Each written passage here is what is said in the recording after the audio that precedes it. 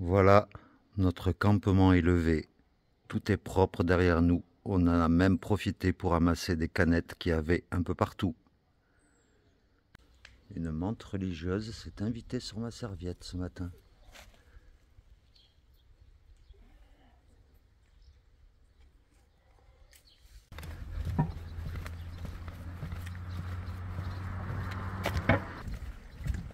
Salut, j'espère que ça va bien. Eh bien nous aujourd'hui, ça va bien, ça va très bien même. Le soleil est toujours là. Et eh bien, comme tu as pu le voir là, on continue de longer la route en direction aujourd'hui de Vercelli, qui est une grosse ville du Piémont. Et comme tu peux le voir, Pierre est devant moi dans la petite fenêtre là, parce que vu que le passage est un peu étroit, on ne peut pas se mettre à côté, surtout qu'on est à côté de la route, donc on préfère faire attention. Donc, avant toute chose, je te souhaite la bienvenue. Et puis, certaines personnes m'ont fait remarquer que les vidéos étaient trop courtes. Déjà, c'est gentil à vous. Ça veut dire que vous en demandez plus. Sauf que, eh bien là, depuis 2-3 jours, en fait, eh bien les paysages, franchement, cassent pas trois pattes à un canard. Surtout aujourd'hui, là, tu peux le voir dans la fenêtre. C'est vraiment tout plat. Et là, comme hier, il va y avoir que des rizières et du maïs. Donc, je te montrerai des plans de temps en temps, tu verras. Mais voilà, c'est pour ça que les vidéos sont un peu plus courtes que d'habitude. Donc, eh bien, j'imagine que tu es déjà prêt, hein, tu as déjà tes chaussures aux pieds là, tu es sur ton canapé, prêt à partir. Eh bien, on peut y aller alors. Allez, andiamo! Voilà un exemple de paysage.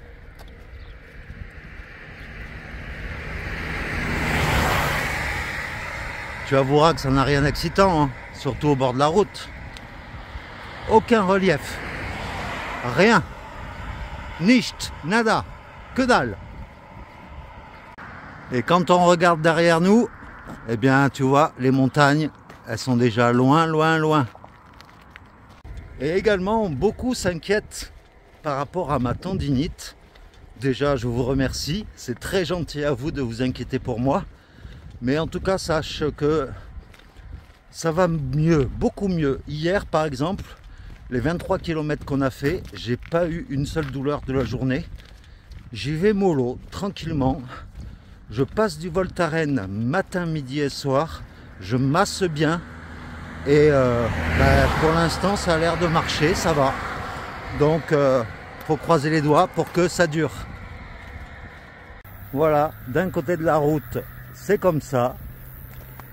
Voilà, le petit panneau Via Francigena.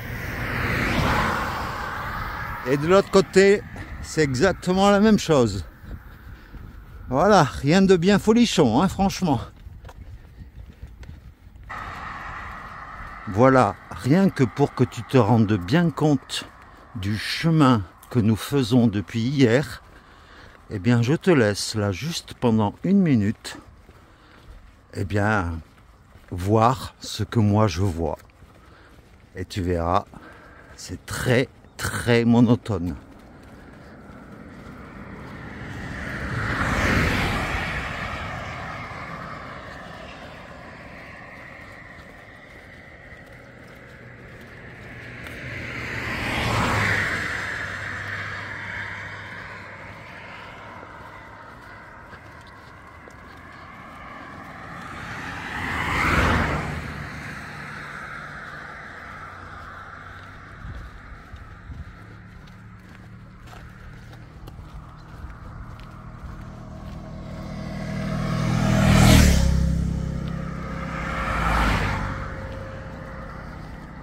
T'as vu un peu comme c'est chiant?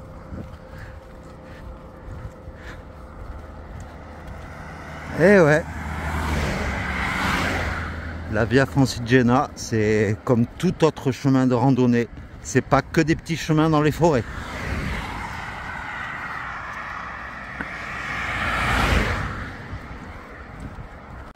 Bon, Après, il faut que je t'avoue quelque chose, c'est que là aujourd'hui, on va prendre la route, que la route tout droit, parce que le chemin, comme tu peux le voir sur la carte, il fait des zigzags tout au long de la route. Et en fait, il passe dans les rizières, en plein milieu des rizières, là où c'est envahi de moustiques. Alors que là, le long de la route, je ne sais pas si c'est le fait que les voitures passent et que ça fasse du vent, mais il n'y a pratiquement pas de moustiques. Donc voilà, on a aujourd'hui, ben c'est clair, hein, par la route il y a 13 km et les va-et-vient dans les champs c'est 20 km. Donc on va pas souffrir 7 km de plus. Voilà, comme ça nous permettra d'arriver à Vercelli un peu plus tôt. Oh, un arbre.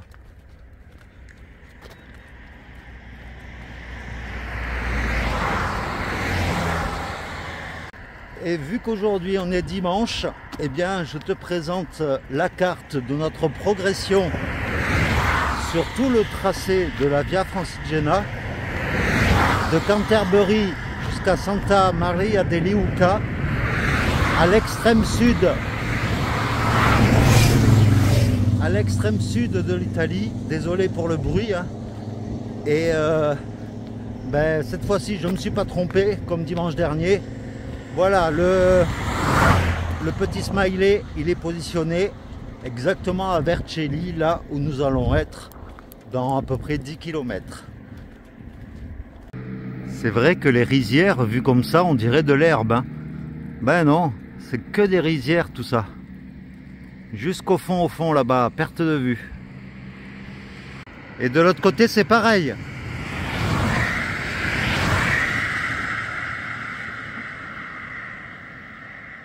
Alors, un petit truc pour quand il fait chaud et pour t'éponger la transpiration.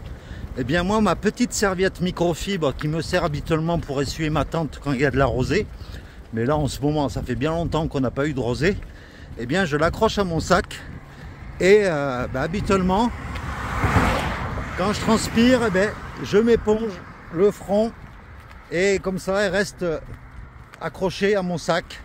Voilà.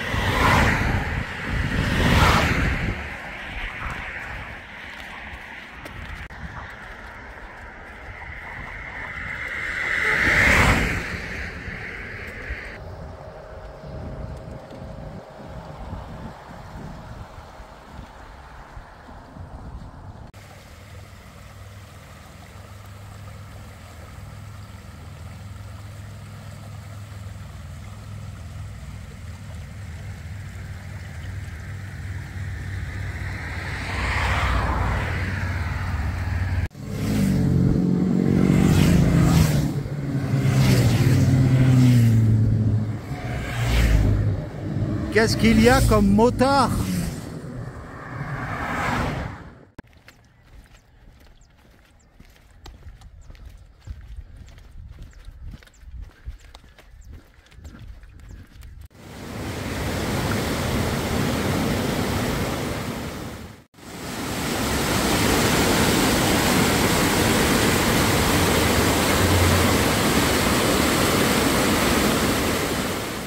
Voilà, je profite d'une pause dans un petit coin là où on a pu se rapprocher des rizières. Bien voilà à quoi ressemble un plant de riz. Et en fait, je ne sais pas le grain où c'est qui sort, mais voilà, comme tu peux le voir, ça baigne dans l'eau de partout. C'est pour ça qu'il y a autant de moustiques, quoi.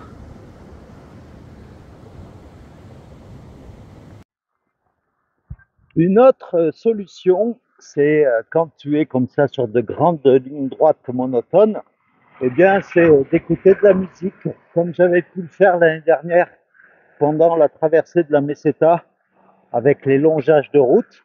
Eh bien là, c'est pareil. Ça permet de faire passer le temps plus vite. Voilà un exemple du zigzag que fait la Via Francigena par rapport à la route. Ça fait plusieurs fois qu'on croise le panneau et eh bien, il fait passer là-bas, à travers les rizières, là où c'est infesté de moustiques, puisque on vient de voir là où on a fait la pause, on était juste à côté des rizières. Eh bien, il y avait des moustiques de partout, alors que le long de la route, il y en a déjà énormément, beaucoup moins. Et puis, un autre avantage d'écouter de la musique le long d'une route, ça te permet également de ne pas écouter le bruit assourdissant des voitures qui passent à côté de toi. Alors, bien sûr, moi, j'ai pris cette décision, enfin, on a pris cette décision de marcher le long de la route, mais bien sûr, si tu le fais, sois très prudent, parce que le bord de la route n'est pas très large, donc fais vraiment attention si tu fais la même chose que nous. Et je vis comme une boule de flipper qui roule avec les oreilles et du cœur en boule, en boule. Une petite chapelle perdue comme ça au milieu des rizières. Elle est fermée malheureusement. Alors, collé à une ancienne ferme qui gère la riziculture, eh bien, il y a une chapelle et il y a ce petit monument consacré à la Sainte Vierge. Comme ça, au milieu des rizières. C'est dingue, hein?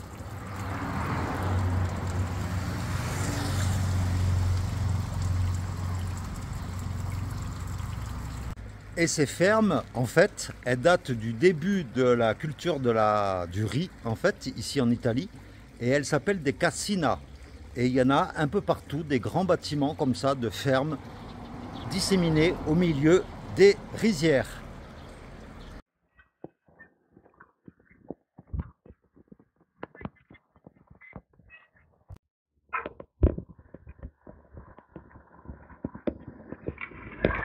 Le chemin se rétrécit, encore plus de prudence.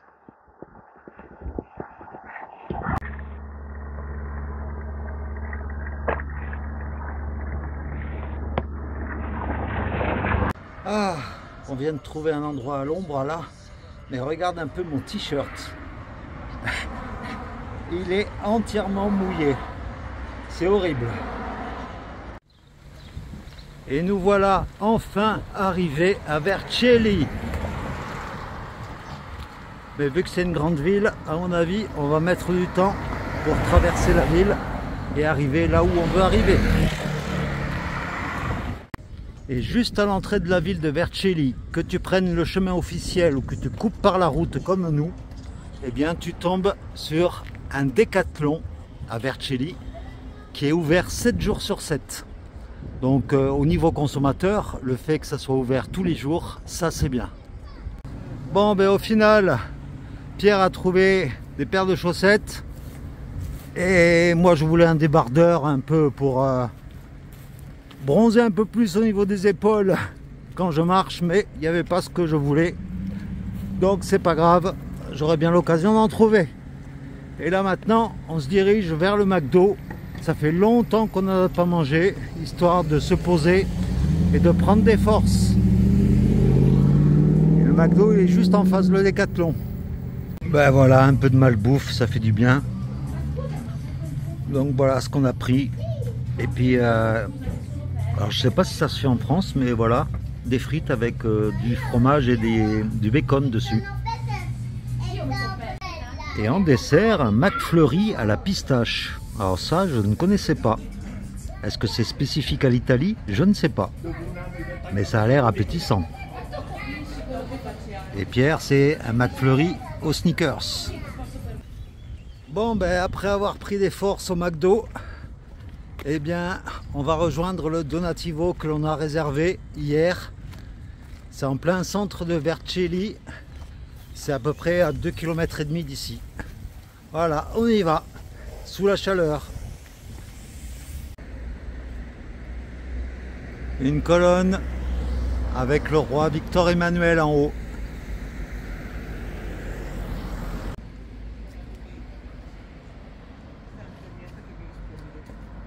Et voilà, nous continuons la traversée de Vercelli.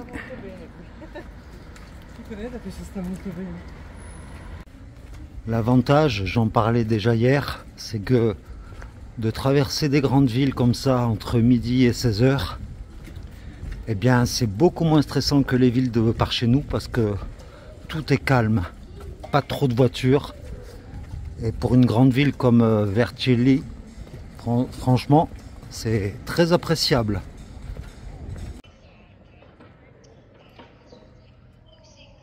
Une petite place bien tranquille.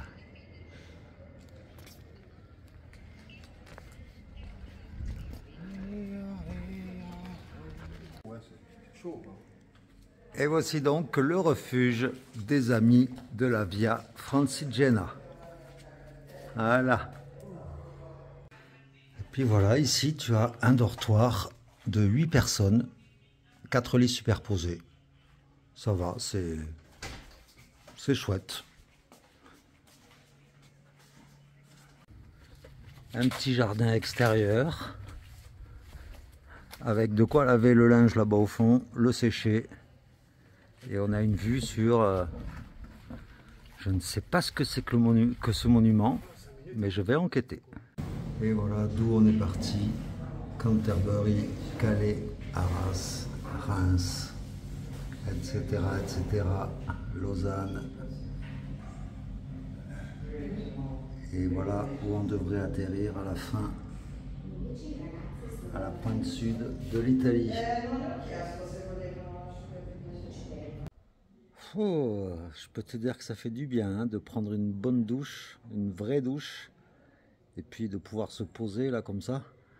On est arrivé vraiment en début d'après-midi là au Donativo. Alors c'est le Donativo qui s'appelle le refuge des amis de la Via Francigena. C'est en plein cœur de Vercelli, pas loin de la cathédrale. Donc là on se pose, on fait une lessive, on attend qu'elle soit terminée. Et puis après on va aller faire un petit tour en ville et je vais te faire visiter un peu la ville. Même si il n'y a pas grand chose à voir d'après ce que j'ai pu voir. Voilà une vraie tenue de pèlerin. Et voici tout d'abord l'église Santa Maria Maggiore.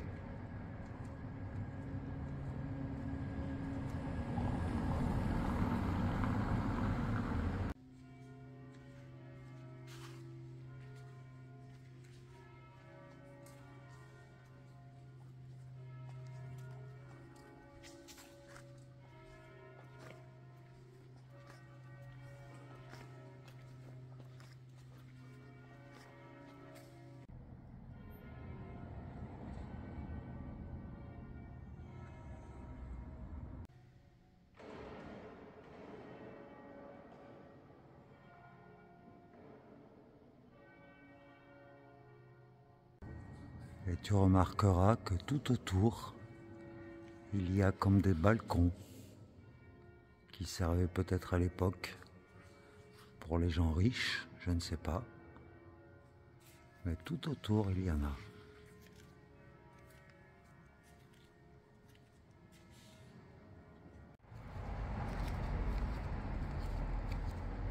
Très jolie façade.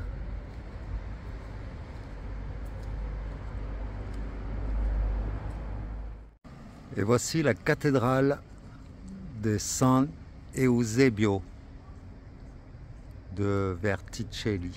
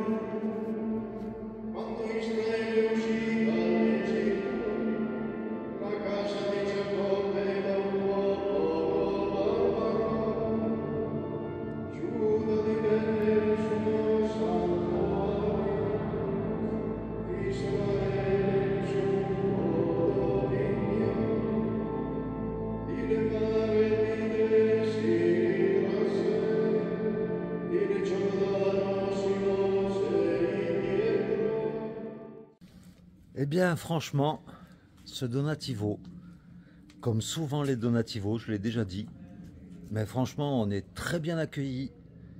Et là, on sort du repas et on nous a servi des pâtes, mais une bonne plâtrée de pâtes hein, d'entrée. Bon, on s'est dit, c'est un repas unique, enfin un plat unique.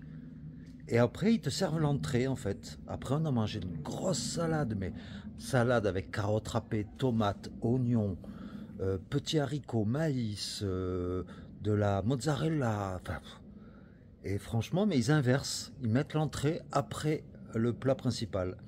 Mais c'était copieux, c'était bon. Après, on a eu de la pastèque et une glace. Et là, le café. Franchement, c'est... Hein, y a rien à dire. Hein.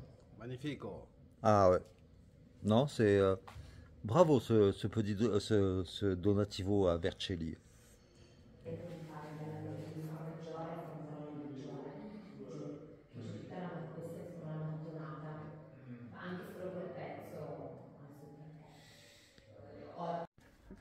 Allez, clap, deuxième. Donc, ben voilà, nous revoilà. On a fini notre repas, on a pris, j'ai pris un bon petit café à l'italienne. Et puis là, on va pas tarder à aller se coucher. Donc aujourd'hui, ça a été une belle étape. Hein. On a marché ce matin, on s'est reposé cet après-midi. Voilà, impeccable. Et puis Vercelli, ben franchement, je m'attendais à une grosse ville. C'est une grosse ville. Mais là où on l'a visité, en fait, c'était pendant les heures creuses. Donc ça a été très calme. Donc ben, j'espère que cette petite vidéo d'aujourd'hui t'aura plu. Demain, on reprend le chemin. Toujours pareil. Plein sud.